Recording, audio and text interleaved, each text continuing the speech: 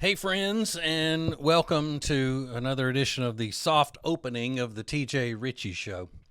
Um, have big announcements, big surprises, all of that stuff coming very soon.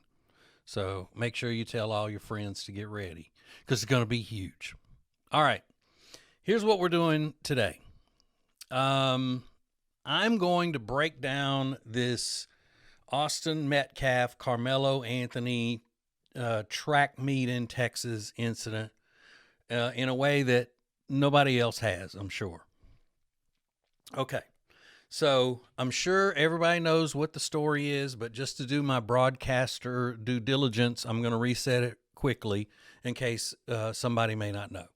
Don't want anybody to be lost. All right. A high school track meet in Texas. There was a teenager whose name is Carmelo Anthony, and this is all according to the reports. He was sitting in a tent that he wasn't supposed to be in. He was in an opposing team's tent. There are two brothers. They are named Metcalf, and one of them's name is Austin. Austin asks Carmelo Anthony to leave that tent because he doesn't belong there. He says no. And if you try to move me, you touch me, see what happens. I dare you. So, Austin Metcalf, according to most sources, they're not quite sure he either touched, grabbed Carmelo Anthony or his backpack. And then next thing you know, Carmelo Anthony produced a knife and stabbed him in the heart, killing him. Took off running and threw the knife away. Reportedly asked the police officers when they caught up with him if they think he has a good self-defense case. All right. Now, Carmelo Anthony is black. Austin Metcalf was white. Now, absolutely, Carmelo Anthony should be allowed his day in court. I am never, ever going to say that he does not have his day in court that is due to him, because he does.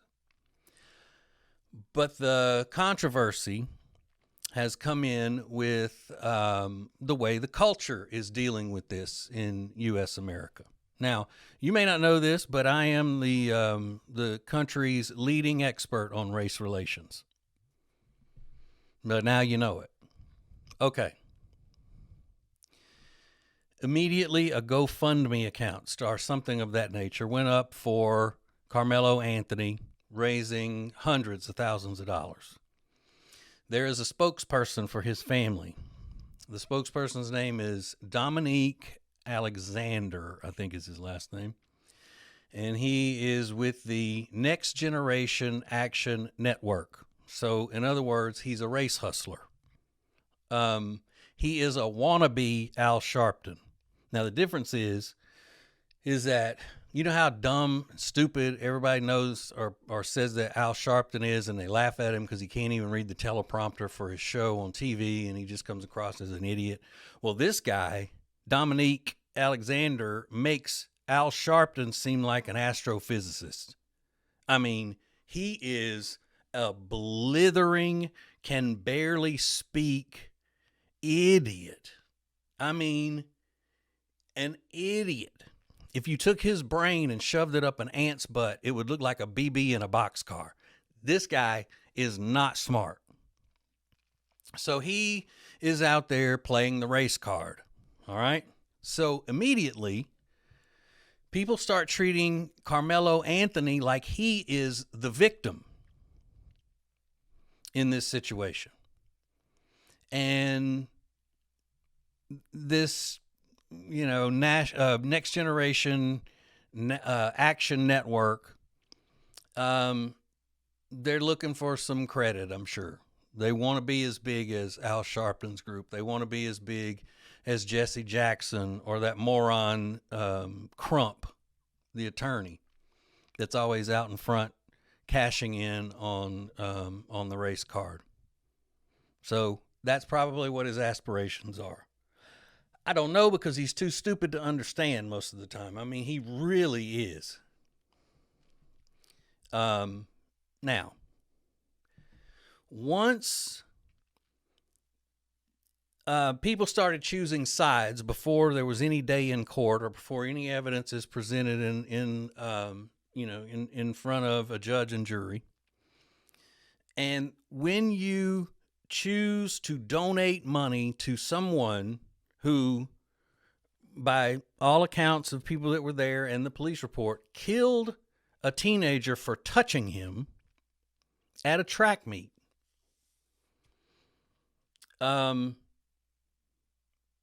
there are categories that you fall into.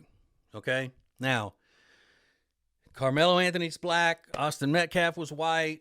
You know how divisive things are in America a lot of times. Not as much as people would have us to believe, but there are, when the donations start coming in to this GoFundMe or whatever, there are two kinds of people who are donating. One, if you're white donating to this, you're just stupid and you're eating up with white guilt. And I got news for you.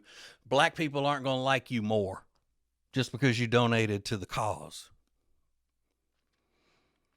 Guilty whites are just in the way of things.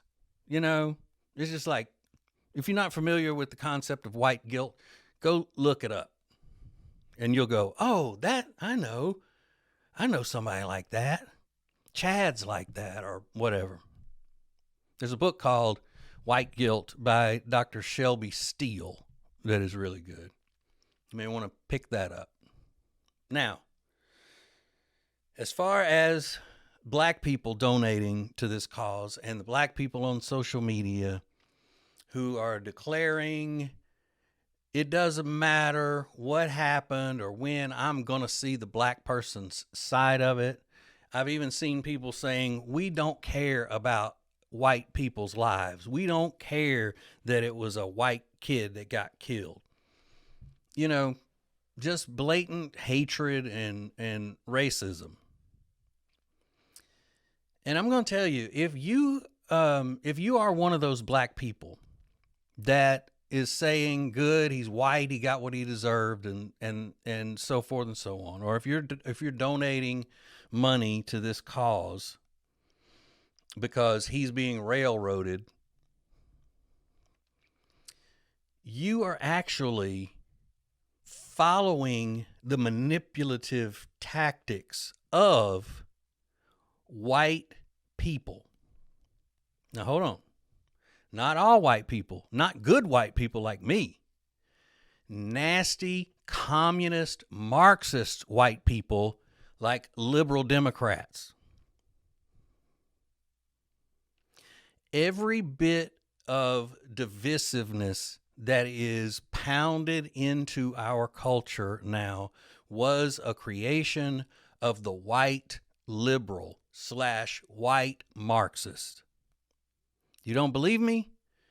Google what Malcolm X said about the dangers to the black man and where the biggest danger comes from. And he says it comes from the white liberal. And it's probably, maybe one of the only things I've ever agreed with Malcolm X on that I've seen. Because you see, the white liberal started all of this to always make sure that black people have a grievance. They always have a grievance. That way, there's no rest amongst the people. You've got to constantly have people battling each other within the culture. Why? Because if everybody's over here battling and you manipulate one group of people to think that they're just going to be destroyed if they don't elect these Democrats, these white liberals, to fight for them and to be their saving grace, you got people thinking, all right, I got to vote for these Democrats because if I don't, these white people, these bad white people, are going to take away everything I've got. It started by Lyndon Johnson, who was a racist piece of crap. I mean, just a vile racist, Lyndon Johnson was. Disgusting. He is the one that said, we've got to figure out, once black people started voting and making a difference, he said, we've got to figure out how to control this. So that's when the majority of the black population in America switched from being Republican to Democrat.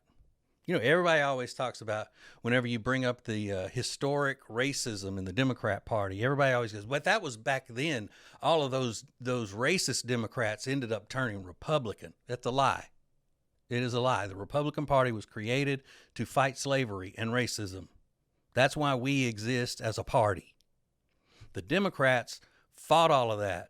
The Democrats were the ones standing in the doorways of the school during segregation. The white Democrats were the ones that turned the dogs and the water cannons on the protesters, the peaceful protesters with Dr. King in Alabama.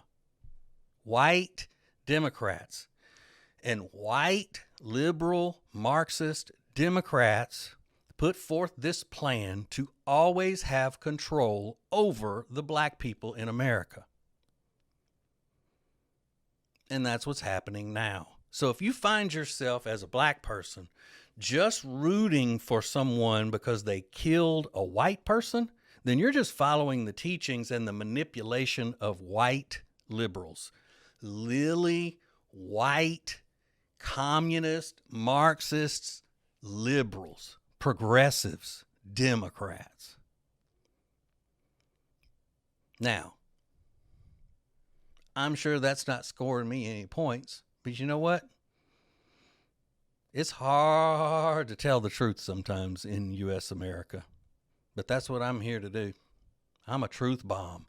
Boom.